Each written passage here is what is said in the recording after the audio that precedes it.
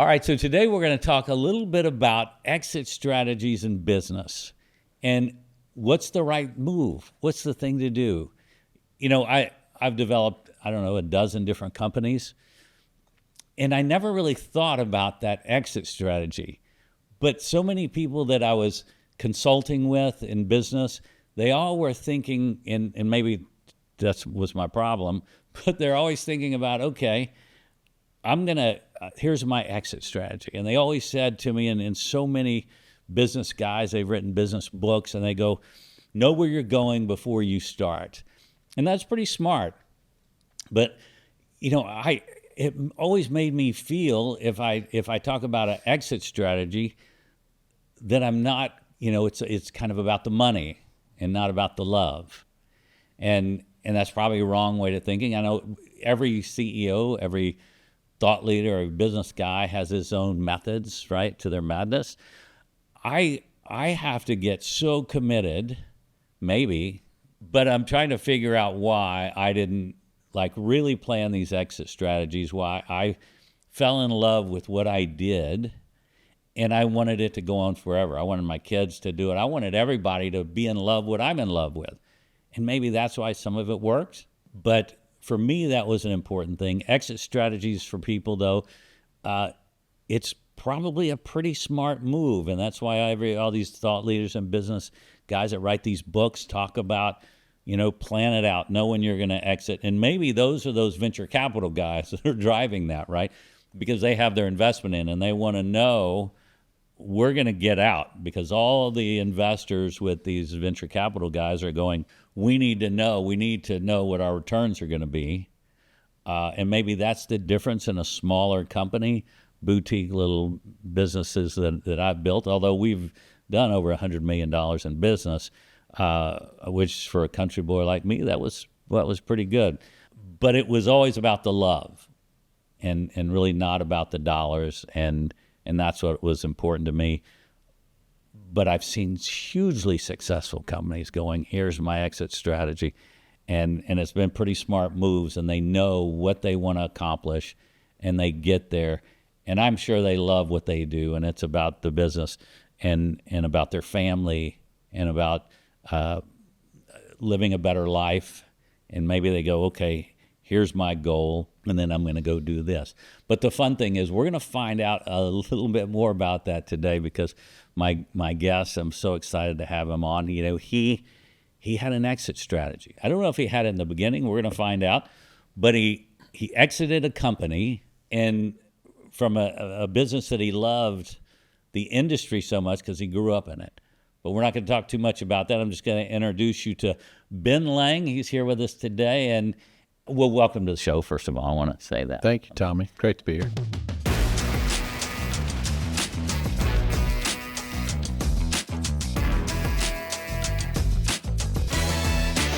I didn't mean to be rude or anything when I said I've never had a plan for an exit strategy. I meant it for myself, right? Right. It didn't work for me, or it probably could have been if I had the right CFOs behind me going, no, here's your plan, Tommy. Maybe that would have been a better way to go. How did you think about that? How did you think about did you think about the exit strategy when you started? Well, I'm kind of like you. I grew up in a kind of a family-run business, so an exit strategy is not on your mind. Yeah. It's really doing the best you can every single day to help your family build your business. That was my whole thought process. And, so I grew up in a family-run business, family-owned business. I started my own business at a certain point in my life, but ran it as a small business because it was a startup. And so never really had an exit strategy on my mind, or I initially didn't. And then after about 3 years, a gentleman walked into my office one day and said, hey, I'd like to buy your business. And I said, well, I'd never sold a business before. Yeah. And I thought, well, I've only been in business a few years. Give me a little bit of time, and come back in a few years, and I may sell it to you. But now, by the way, how old were you? I was mid-30s. Okay. But I said, by the way, how much do you want to give me? Smart question. And he said a number, and I said, hey, I appreciate it. Let me build this business. and we'll get back together. So, but I put that in the back of my mind, thinking, okay, you've got something that may be valuable at some point. And that was the first time I ever thought about even selling a business, exiting it, the exit strategy, like you called it. All right. So what business was it that was a family business? So the family business was, I grew up, my dad was a new car dealer from when I was born, owned many different new car franchises. And so I grew up in the retail car business. And the business I'm talking about right now was the wholesale side of it, the auto auction side of it. Now, when you grew up in this business, obviously from a youngster, did you work in the company, your dad's company? I did. I worked in it, as a young boy, and then all through the different departments growing up. And how far did you get? Because this is another important fact here. When you talk about family businesses, there's a lot of interesting dynamics going on. Did you have any siblings too? I had siblings, but they were not in the business at the time. Oh, okay. Yeah, they were. One sister was going to law school and going to be a lawyer. I see. And the others were younger. Tell me about growing up in a family business and moving up the chain. And I'm sure you did every job. I had to do every job in that business. You know what? I loved it. My dad was the owner, president, CEO, COO. He was all the head departments. But I loved that because it gave me the opportunity to be around the person that was making all the decisions, had all the vision, kind of pushing everybody to do their position. And being a son of the owner was not a negative to me. It was always a positive. I loved it. And that's a good thing because those family dynamics, I'm sure you've seen them with friends and other business colleagues, that it can get pretty sticky. That's right. And tough. And some dads, we had a gentleman on a few weeks back, and his dad, I'd never seen a dad that tough. He was just brutal on his son. Yeah. Actually fired him at one point, But where were you and when you decided to go off on your own? And did that upset your family? Tell me about, how did you make that move away? Because that's a gamble. Right. Do you take risks? Right. How did you do that? You know what? So my family's always been my number one fans. Yeah. They really have, and my dad especially. And so when I decided to go out on my own, there was a time and point to where I was doing something, and it just hit me. I thought, you know what? I'm going to go start a business like this. I'd been watching other businesses, and I'd been a customer at other auctions, thinking, you know what? This doesn't look that hard to me. I think I can duplicate, and not only duplicate, I think I can do better than them.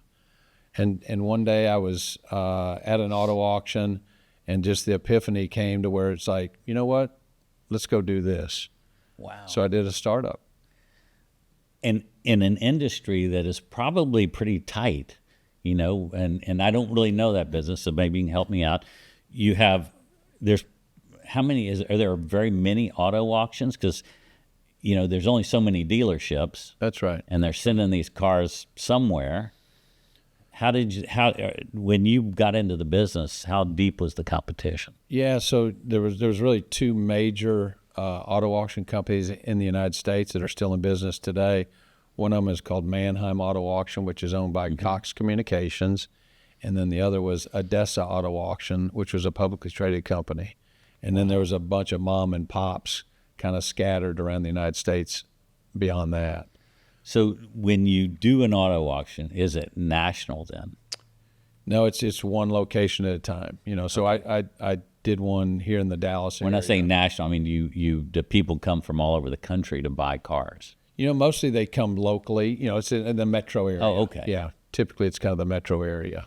And do you compete with them? Like, tell me the process when a car dealer gets a car and does it on trade or something. Is that when you get the car? Yeah, so we did business with the Dallas car dealers, anywhere from the Kia dealership all the way up to the Mercedes dealerships, and everywhere in between. And you're competing against these other two auction companies, but you're in the customer service business. That's really what you are. And the better service you give to the people that you're getting their cars from, and the better service you give to the buyers that are coming to buy their cars, they just keep coming back for more and more. So you're doing business with repeat customers. I see. So it allows you, rather than the retail car business, you sell one car, and you don't see them for 4 years. Mm-hmm. You come buy a car at one of our auctions on this week, I get to see you again next week, and the next week, and the next week. So the better service I give you, the more you keep coming back. So, when I think auctions, the last thing I think of is customer service. I've been to a lot of auctions, and they can be pretty tough places to be. And especially if you're out on the courthouse steps trying to buy a house to the auction. That's right. It's just dog eat dog, and nobody's nice. And those people behind the desk doing the auction, they're the meanest people on the planet. Right. But you kind of have to go there. But it's interesting because every CEO that I've talked to, or business owner, says it's about that customer. Yeah. And in a business I didn't think it would be the auto auction business. Right there, you hit the nail on the head. You mentioned it earlier. We're just selling different widgets. Yeah. But we happen to be in the car auto auction business. But the better service we gave the customers, and I even go way beyond that. A customer to me is my fellow employees. If I give my fellow employee good service, they want to come to work the next day. Interesting. And if they give each other good service, if I ask you to do something and you do it for me, yeah, or vice versa, even you ask me to do something, I do it for you, and I do it correctly, you go, "God, that was fantastic." Then when you ask me again, I'll do it, and you can count on it. That's when you can start to build the company culture right there. Yes, yeah, yeah. Which where does that come from, right? Mom and dad growing up in this business, and it happened for me in our family business. And you tell me, am I wrong? It's hard to get that guy to walk in that store to buy a car, right, or buy a little piece of jewelry, right. And when they do, tell me about what your dad taught you about those customers and making sure that, although we only saw them every 4 years. Yeah, but you know what? And to that point, you do see them when they come to get service, yes, or come by to see you on a Saturday or whatever. But I don't really know where my dad got the customer service DNA in him, but that was the foundation of everything he did. So that was all I knew, is growing up in the retail car business, on making sure he would do anything for a customer. I mean, it was just in his DNA, and that's how I was brought up. So whenever I left the retail car business and went into another business, that's just how I'm bred. So, and something about the car business, and because car salesmen on many levels, so many people go, "Oh, the car salesman, they're aggressive." Right. Tell me about the culture in your family auto business, right? And what was y'all's approach to your sales team? Well, it just gets back to, it's not always about, really, I was just talking about this morning is, when somebody buys a car, it's one of the most special times in their lives. Yes. And we don't realize it when you sell a number of them every single day.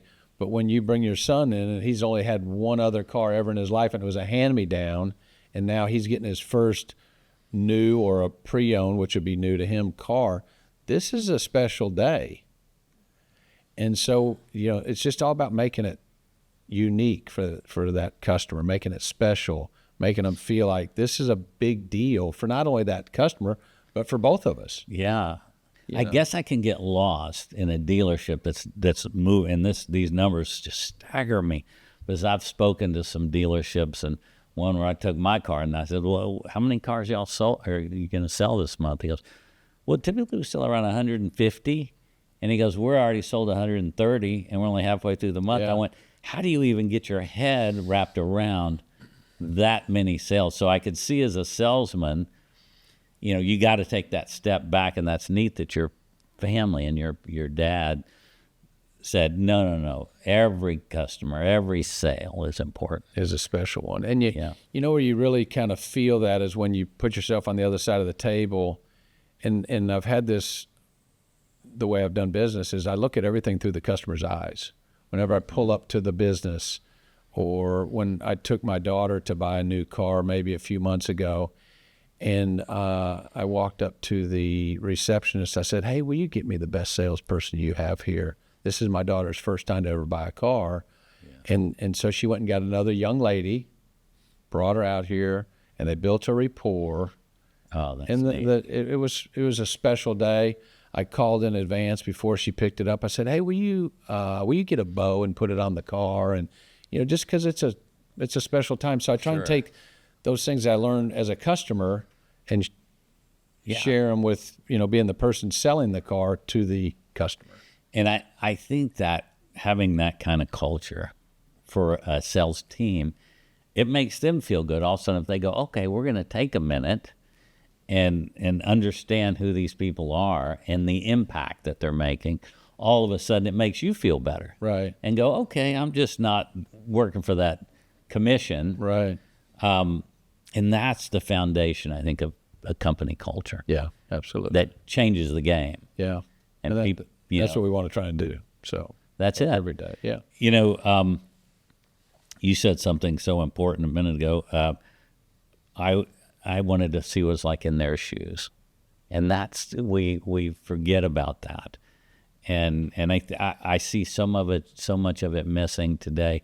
When you go and to a store and there's a young employee there and they're on their phone and they feel that you're bothering them when you just want to buy something, right? That culture, that importance of, look, if you wore their shoes and you were coming up and that, sales guy behind the counter trying to sell me my sweater, you would understand what it would feel like. Because when they approach a counter, they don't want to have somebody just distracted, like, do you really care? Wait for me. Wait a minute. So what are we doing tonight? Right. You know what I mean? It's crazy. But it's sad that so many of our kids are not learning these fundamentals. Yeah. And so, and maybe it should be something that in schools that we focus a little more on, is the importance of humanity and caring about those other people, instead of let's make sure we get our GPA where it needs to be. And yeah, we're a little misfocused on the whole school portion of it. I totally agree with that. That's a whole nother subject. But that is. you I don't know, but what is really neat is you grew up in a family business. You made that move, and so your dad, when you decided I'm going to do this, what did he say?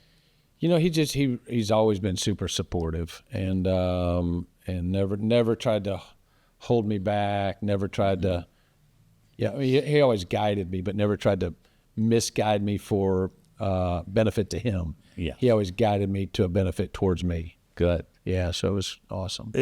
One of the things that we talk a lot about is risk. Take that risk. Yeah. Some people have the DNA to be an entrepreneur and go, okay, I see something here that I can do. And then the next thing is how do you tackle it? How do you go? You're competing against big guys and then other mom and pops. How did you all of a sudden go, okay, I've got to cold call these people. I've got an auction. I got to get cars in there. Yeah. Yeah. How did you make that first move?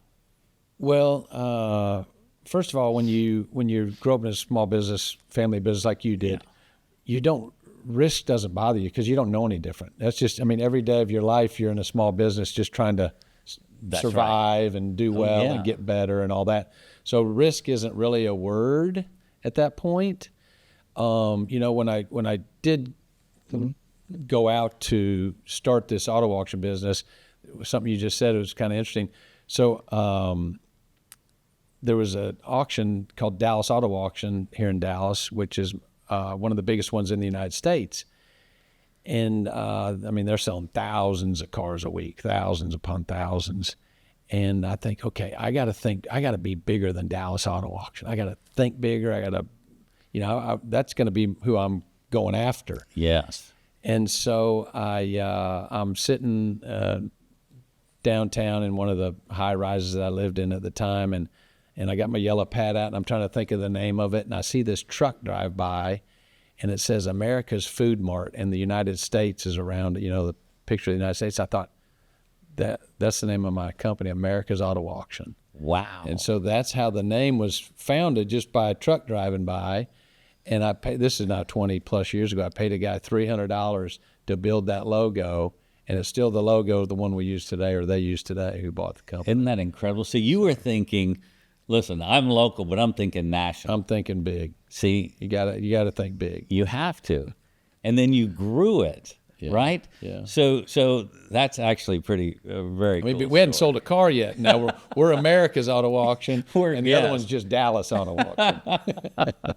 All right, so tell me how you started getting cars in the door, selling these cars, and what was your thought? If I could just sell a dozen cars, tell me what the first thought, what was the first goal that you wanted to accomplish? Yeah, so the first goal was, first of all, my sister came and she got in the business with me. She and I did it together. Great. And, we just, we didn't really have that many goals, quite honestly. It's just like we had an advantage because being in the auto industry around here, I knew a lot of the people. Yeah, So you had a leg up. I had a leg up on being able to go get in the door and say, hey, if I do you a good job, will you bring your cars to us? And, half of them said yes, half of them said, well, let me see how you're going to do, and then I'll come do business with you. But anyway, I had a good foundation of people that would do business with us. I mean, it was she and I and maybe two other people at first, and no computers, all handwritten. So we just kind of started at the very beginning and, grew little by little. And That first week, how many cars did you sell? Do you remember? maybe, I don't know, under 20. So how did that feel to sell the first 20 cars? Yeah. So, And did you ever imagine you were going to get to and we're going to talk about some numbers. yeah. You know what? I was probably thrilled to death to sell whatever we sold, quite honestly. I really was, because, when my expectations were, I have no idea. Yes. Whatever you sell, you got to make the best of it and say, okay, next week I'm going to go do better. Yeah. Yeah. And at what point did you and your sister all of a sudden go, this place is humming? It took a little while, you know. So it was a long journey. It really was. Was it? It was. The thing about that, when you look back on it, when you do an exit, like we began the conversation about, the exciting part is not the exit. The exciting part is sitting up there with your yellow pad, making the notes on what you think you're going to do. Mm-hmm. And then the real excitement is the journey going through it. And it goes through the initial startup is, as you know, so difficult. I mean, there's nothing tougher than starting a new company. And then some days you think, you know what, I'm not going to make it. There's just no way we're going to get there. And then all of a sudden, a week or two or a month later, you get some real wind behind your sail and you go, I think we're going to be successful here. I mean, it can ebb and flow pretty fast back and forth. But, just little by little, we started gaining momentum. It really got back to the customer service. Mm-hmm. The better we treated people, the more they loved it. I mean, we gave away free food, free every. You couldn't buy any. You couldn't pay us any money except for the car. Everything else we just gave you, and that made them feel special. And the other thing is, and nobody was probably doing that. No one was doing that. They were selling things at these. It's like, and then the other thing is, and this is small but very meaningful, is we had we all wore uniforms, so we looked like a team, mm-hmm. and then everybody had their name on their shirt. So the customers, when they would walk in, they got to know, hey, Tommy, how you doing? Yes. If they, next week they figured, hey, Tommy, how you doing? And they built that rapport with them. So important. I thought it was just huge. Yes. Yeah, I thought that was so important. Not that it really means anything except for me in the auto auction business, but how much can you really control? You get a car. Do you get to pick the cars you get in, or does the dealership just send them over and say, we got to get this number? Is that how they do it? Or do you go, I think we can get this for it?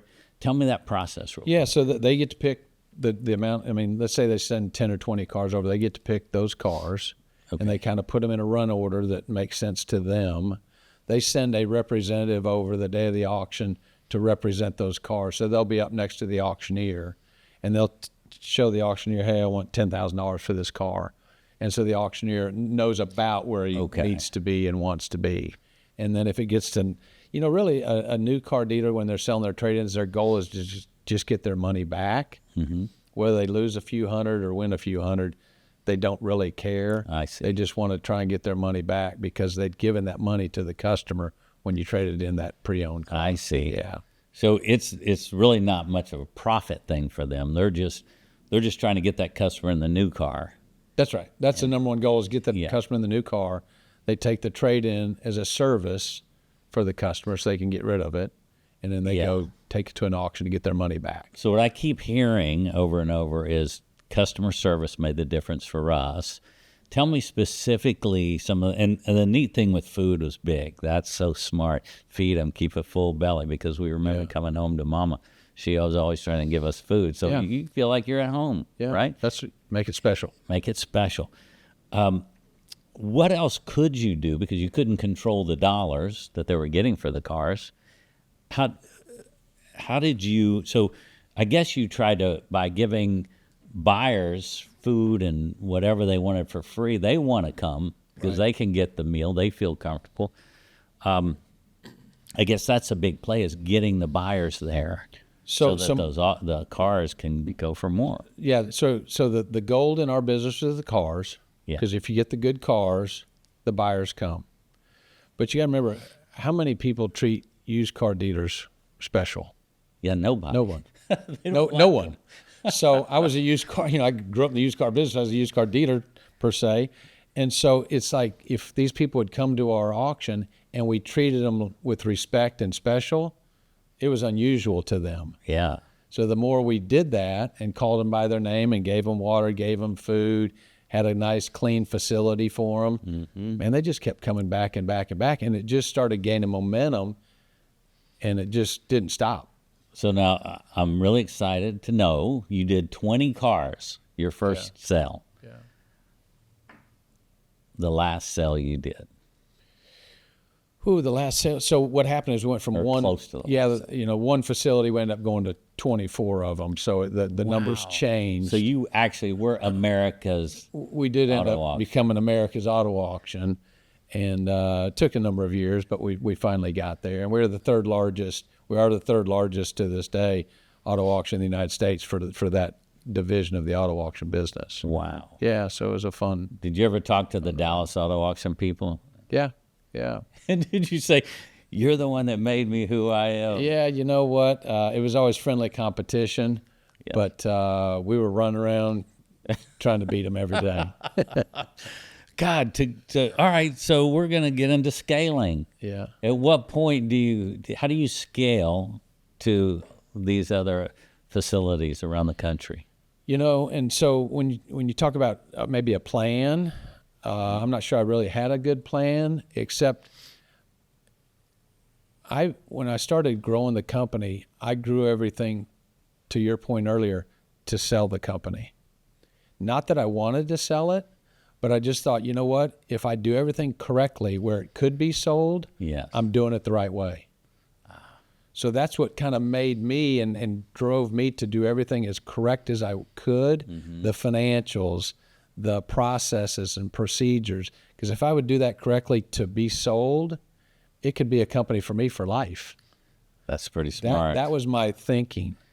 And you know what I see that is true from company to company, successful companies, a huge focus is processes. Put those processes in place so they're solid and they're always there. Yeah. Culture, customer service.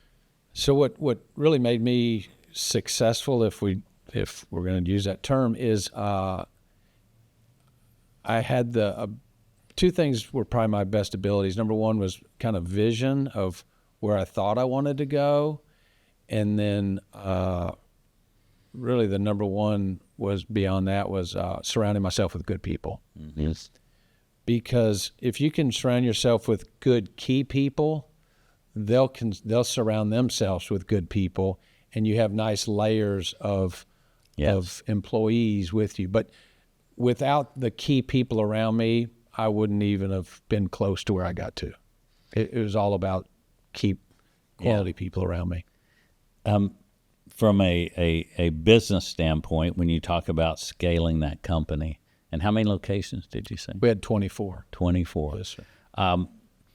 How important, I guess, building those right financials and the numbers game, because, opening locations and scaling takes capital. How did you deal with the capital side of the business? Well, that's a good point, because growing up in the car business, I was always sales-minded. I mean, just sell. The financials will kind of take care of themselves if you, do it correctly. And when I started my own auction after 6 years, I believe, there was an investment group here in town that they owned 3 auto auctions, and they wanted to do a roll-up. So they came to my auction and said, we want to buy you.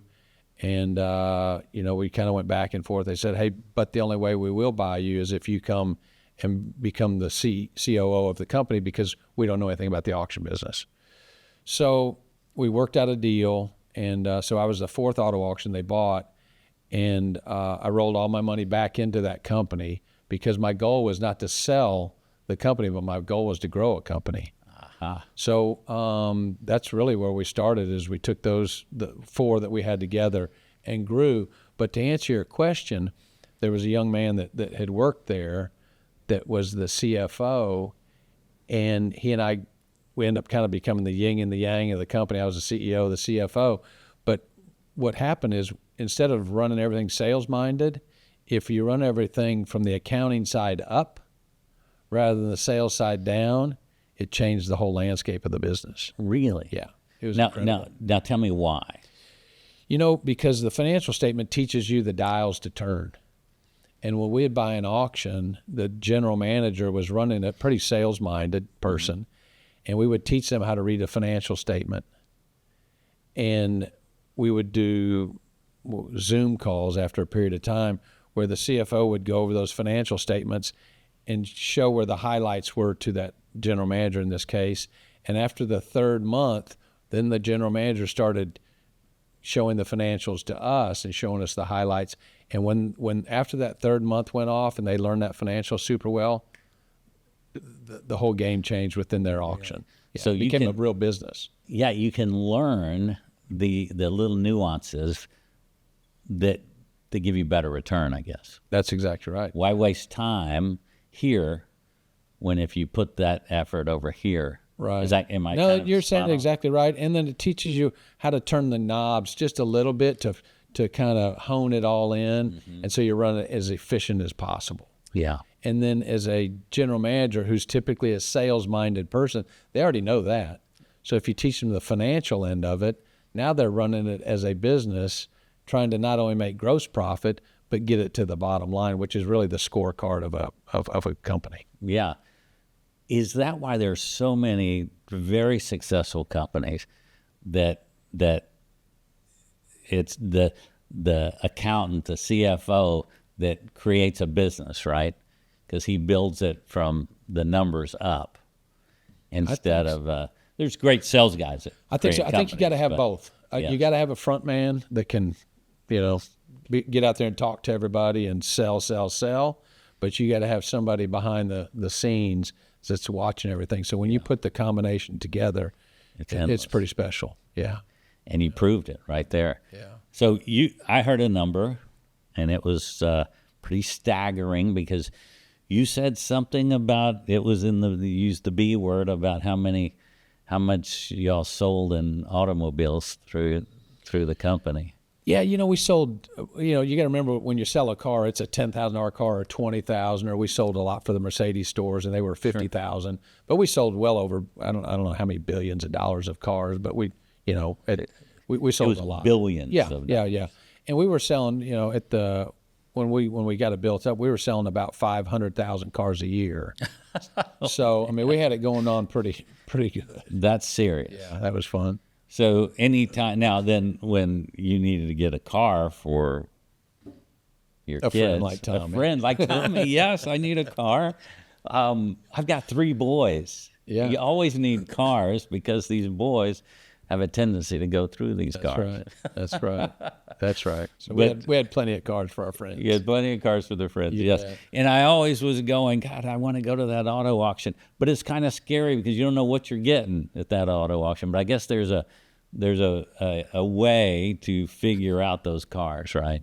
When There you're going is. to buy them. And just for the car guy that's kind of having fun, they're all wholesalers, Right. but there's all kinds of wholesalers. What if you have a kid like my son, 18-year-old son, he wants to start selling a few cars. Mm-hmm. Can he do that? How does he get to the auto auction to be able to buy some cars? He can. Typically, when somebody gets in the business, it'd be best if they just team up with somebody that's already somewhat of a veteran in it. Okay, a mentor. A mentor to get into it. Yeah, it's not a business you want to just jump into and hope you do well. You do want a mentor. Well, I do have some friends that over the years they would flip cars. Right. Exactly. They'd go to the auction and they'd ones and twos it. Yeah. And sometimes they would get a good enough deal to make some money. And it was always a battle because sometimes they made a wrong decision on a car. Right.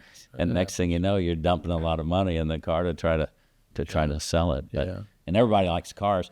It's interesting about America, and you talked about making it an experience.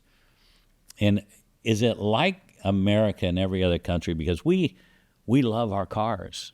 We love those new cars. Right. And now the price you pay for a car, you can get a house. Right. So it is a massive commitment. Yeah. And so you're proud of that car, as you talked about, walk in that customer's shoes, which was a great saying. But in other countries, have you studied other countries' sales and how they do it? And do they care as much about the automobile as we do in America? Or are we an anomaly? I don't know. I really don't know. But I know it's a special piece of our lives here in the United States, but I don't know about And it may be like other countries aren't this big when you look at Europe and you got all these little countries and in transit as we travel around the world and you take a lot of trains. Yeah. Yeah. And I think a lot of these countries you visit, it's pure transportation for a lot of the countries. Yeah. Some of the other countries, it's, the bigger the better, the more expensive the better too. But a lot of these countries, it's just pure transportation, whereas we're kind of down the middle. We want a nice car while we're being transported somewhere. And I don't know another country that went through that whole, 60s, 70 muscle cars. And I think Hollywood had a lot to do with that, right? Really making these cars, into an experience. Yeah. Right? Yeah. And I'm sure Hollywood had a lot to do with it because when you see it on TV, you see the actors in it, we all want to emulate that. Yeah. And so that's what made it probably explode. Yeah, listen, I was a teenager, and I loved the cars and the muscle cars, and it was the whole thing. One thing my dad gave me is he goes, you got to work on that engine. You got, and back then you could. Today, I don't even know. I don't want to get close to one of these computer-driven engines today. That's right. But I at 15, I had motorcycles too, so I was tearing those engines apart and knew how it operated. And today, they can't get that experience as much, but you kind of can. Yeah. Did you get to experience that? Did you tear any engines apart? Did you get back with the mechanics back there at all? Were you just focused on the I was sales not side? blessed with that department at all. I never was able to work on a car. I'm just not good at that. Yeah. I can't fix anything. You fixed a company. I can work on parts, And you built that company, but not the car. No, it's something that is, it's a curse and it's a blessing sometimes. Yeah, I wasn't blessed by that. Yeah, you get in that garage and it can cause, wives a lot of uncomfort because you're out there till 2 a.m. tinkering with this doggone thing. Right. Anyway, we talked about a couple things, and one of them when we started, this whole conversation was about the exit and the strategy for exiting a company. You've gone through it. How was that exit for you? And Did it feel like you were taking off a limb? Did it, what was that experience for you? Because I know you then jumped back into the car business. Yeah. So, the exit strategy is it's a real unique personal experience for everybody. And how we grew our business is we bought, I think, about 20 of the 24 auctions. We built the others from startup. But when we were buying the auctions, everybody that was selling them to us, it was a family-run business. They didn't have a succession plan per se, small-run business, but they were all very consistent on everybody. They're selling their baby, Yeah. and they want you to take care of their employees, their customers, and all that. So that's what we got good at was stepping in behind them and taking care of their people, and and their customers. And that's kind of how we built our business. And building the business was not, I want to go buy this many auctions this year or next year, or this many cars to sell. It was just our goal was let's buy one good auction at a time. Wherever we get to, we get there. Were you pushed by the VC guys to go faster or harder? You know what? We just had, in the beginning, we had, there was a Mr. Simmons here in town. Harold Simmons was our partner, and they were just super nice group of people to deal with. They put zero pressure on us, and there was never any pressure in the company. It was always just we wanted to do better and we wanted to continue to grow. So I had a great experience. Boy, what a gift. In that situation. Mr. Simmons did pass away in 2015, and we had a private equity group step in to buy him out. Trinity Hunt Partners here in town. Clark Hunt was the lead of that. And, they run everything by the numbers, and it is black and white to them, but they really never put any pressure on us to grow. We were already growing. We were already doing that, and they saw the momentum going on, and so they just settled in as a good partner. Yeah, that's with us, which made it nice because I've heard, good and bad about private equity groups. Yeah, and myself. But when you did exit, what was that like? You know what? It was a bit of a whirlwind for us because this was back in 2021 in October. We got an offer letter. It came in basically October 1st of 2021, said, hey, we'd love to buy your company. Here's how much we'll give you. And there was a lot of talk going on about cap gains taxes at that point. And we just said, listen, if you can close by December 31st, which was, a couple months later, we will sell you the company.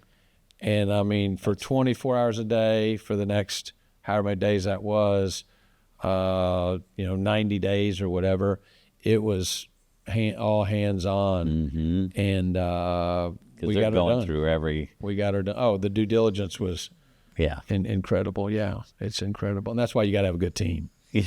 There's a lot to it. And was it a public company that bought you? It was a private equity company. I was going to say, are these numbers public? I don't. They're not public. But what happens is this company bought we were the third largest auto auction company, and there was we'll call them the fourth, I would guess, fourth or fifth, but they bought them first, and they said, hey, if we buy them, their CEO kind of convinced them that I think we can go up and buy America's Auto Auction. We can buy our way up. And that's what they did. They had a big checkbook, and they bought this one smaller company, and then they bought their way up. At that point, they already had a CEO and a CFO, which was one of my partners, and so they didn't want us or need us at the time. So they handed us a check, we handed them the keys, and walked out the door. And that was it. So that gets back to the bittersweet part of the question you're asking is, it happened so fast. And it's a victory when you score I call it scoring the touchdown. Selling a company is kind of like scoring a touchdown. It's a big, exciting time. But winning the Super Bowl. Or winning the Super Bowl, because that's the accumulation of everything coming together. That's right. It's so big. So I'm sorry, I cut you off, and you were talking about the feeling it was when that next day, January 1st. Yeah. Well, it's exciting for a period of time, whether that everybody's timeline is different, whether it's 1 year for some people or 1 month for others. Everybody's timeline is a little different. Yeah. But it's it's a change of lifestyle for sure, and not just the financial. I'm not talking about the financial change of lifestyle. It's just a change of your day-to-day lifestyle that probably catches you off guard a little more than anything. Does the wife go, well, aren't you going to the office? Yeah, you know, everybody's, it changes your whole household. Sure. You know, you get whatever your household is, it changes the dynamics of it. But it was a real positive for us. You know, I got in a 4-year non-compete when I sold the business. It's been 3 years now, and I started getting antsy pretty quick, actually. But we're getting back in I can't get in the wholesale side of it, the auction side of it, but we bought a car dealership maybe 3 months ago. Wow. And so we're going to get back in the retail side of it. And I think we can do a roll-up kind of like we just did with America's Auto Auction in the retail space. I don't know how it's going to go quite yet. Interesting. But my vision is, you know, here's the thing. There's a lot of big groups out there buying car dealers right now, and they can sell them, you know, any day. But in reality, when you own a car dealership, these mom and pops that have owned them for 20 or 30 or 50 years, they like to sit and talk to an individual, not a publicly traded company or a private equity group. Right. So I called a guy.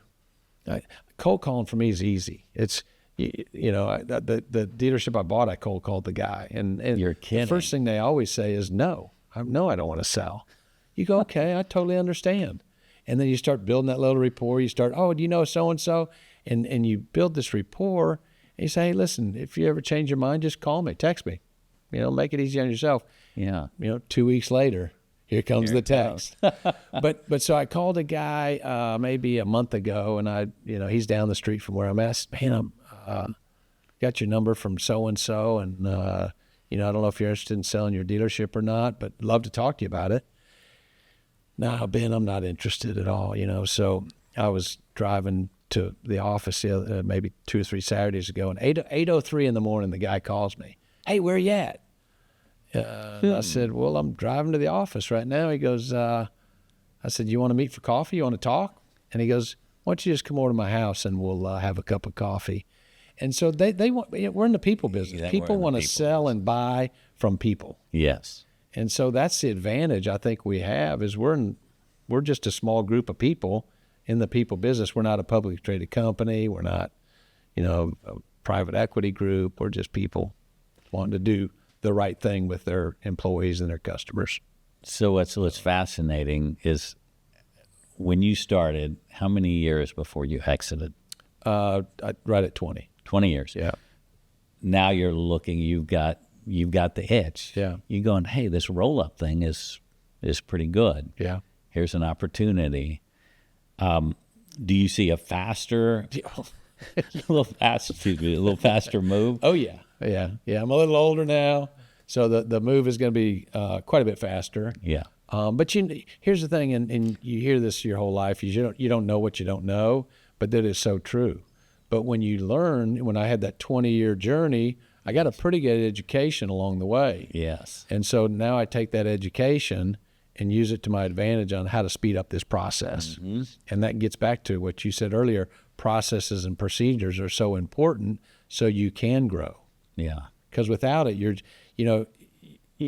got to make the good one really good before you go get that next one. Yes. But once you get that good one good and all the processes and procedures are in place, you got your team around you, now you get the second one, and then all of a sudden the momentum kicks in. Here you go. And one of the thing that I keep hearing is we're people. We talk to them, and these mom and pops that have built these little businesses for years and years and years, their family that all works for them. Right. They don't want to see this thing hurt or destroyed. And I think the magic that you have is that relationship with other people, that humanity, that thing you bring. Let's go have a cup of coffee. Yeah. It's not that guy calling going, look, we want to, here's a check. Right. We don't, wait, you're going to destroy everything I've built? Right. But when you show what kind of person you are, then it opens up. And I think that's such an important lesson for everybody.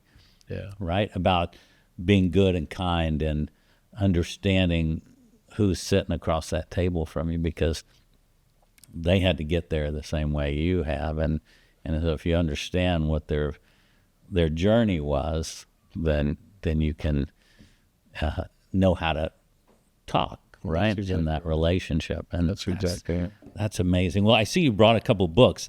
What did you bring today? Well, I brought a couple books that I wanted to give you that have, kind of made a difference in my life. And I've read a number of books, and I could have brought some more, but I thought a couple of them would be enough. But one of them is called Two Chairs, and it's written by an author who happens to be here in Dallas, and he and I have gotten to be personal friends, which is so much fun because we'll go eat breakfast together and speak. But Two Chairs is a great book. It's just a way that you can start your morning each day. You take a little time out for yourself. I'm a Christian, and I used to pray, and this is just a personal thing here. I'd pray up. I go, okay, dear Lord, I need this.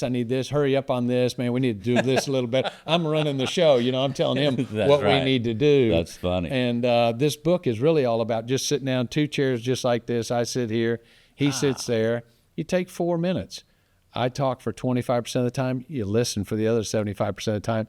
And I don't direct traffic. It's just, it's kind of, we turn the tables around. And so it's been a great book for me. But the neat thing about this author is the guy, when I go have breakfast with him, he's like drinking out of a fire hose. He's just so exciting and such a great personality guy, and loves the Lord, and then loves telling his story on here. And he's just a special guy. Bobby Bodine. I can't wait to read it. Thanks so much for bringing me this one. And I want to be at one of these breakfasts because it sounds like it's going to be something else. But look him up online. Really his daytime job is not writing books. He's written a couple books, but The Power of Who is another book that a lot of people, a lot of young guys have read. The Power of Who, and that'd be a great book for you to read.